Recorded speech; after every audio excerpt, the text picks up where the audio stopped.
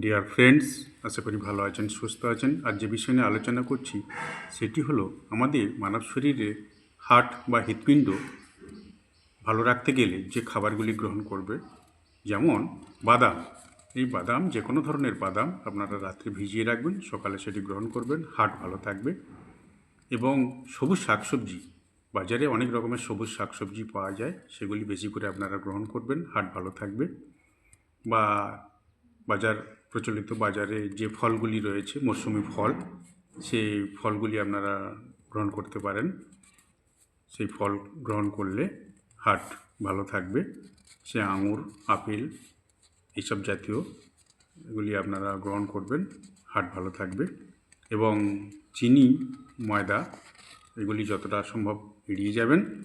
পরিবর্তে লাল চালের ভাত, লাল আটা এগুলি আপনারা গ্রহণ করবেন। এবং যে কোনো ধরনের পুকুরজাত যে মাছ, পোনা জাতীয় মাছ, এই মাছগুলি গ্রহণ করবেন। ওমেগা 3 ফ্যাটি অ্যাসিড আছে, খুবই ভালো হার্টের পক্ষে।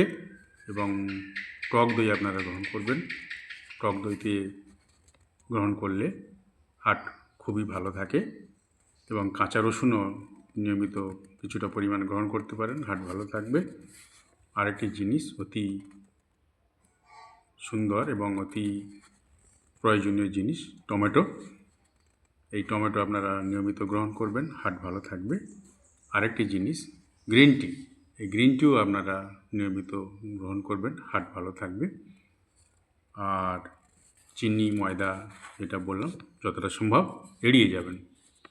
আর উপযুক্ত পরিমাণ বিশুদ্ধ মিনারেলযুক্ত জল, সেটাও আপনারা গ্রহণ করবেন। আমাদের হার্টের মধ্য থেকে যে রক্ত সংবহন হয় সারা শরীরের মধ্যে, জলের পরিমাণ ঠিক থাকলে আমাদের হার্টটাকে পাম্প করতে খুবই সুন্দরভাবে সে পাম্প করতে পারে। জল যদি কম গ্রহণ হয়, রক্ত সেখানে গাঢ় হয়ে যায়, পাম্পিং ক্ষমতাটা হার্টের পক্ষে খুবই অসুবিধার সৃষ্টি হয়। এবং উপযুক্ত পরিমাণে জলটা গ্রহণ করবেন। যারা ফেসবুকতে দেখছেন, প্রোফাইলটি ফলো করে দিতে পারেন। যারা ইউটিউবে দেখছেন, চ্যানেলটি সাবস্ক্রাইব করে পাশে থাকবেন। নমস্কার।